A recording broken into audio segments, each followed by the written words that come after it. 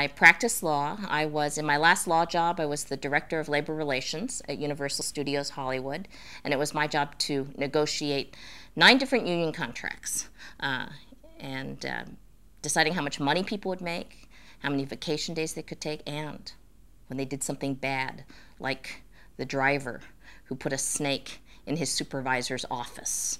I had to deal with it. I was actually firing a lot of people. And one night I said to my husband, I think I'm becoming a mean person. And he said, yeah, you are. And I was making a ton of money at the time, and I loved spending money, but I said to myself, is it really worth it? Is the money worth it? And the answer was no. And I wanted to do something more important with my life. And I thought, and I couldn't think of anything more important than working with kids. And so I ended up becoming a children's author because I was browsing in a bookstore, in a little teeny children's bookstore, and looking for a gift for my cousin, who was only 2 years old. I didn't yet have a child of my own.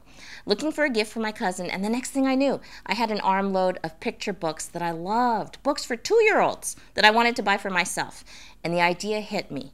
Somebody wrote these books. Why can't I be one of those people?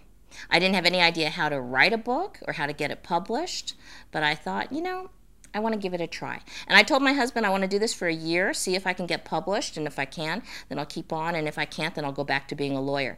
And lucky for me, he said, why don't you do it for a year, and it doesn't matter if you get published. Why don't you do it for a year, and if you love it, then keep doing it. And at the end of the year, I had a stack of rejection letters, 26 rejection letters, and I was so ready to give up. I felt like such a failure.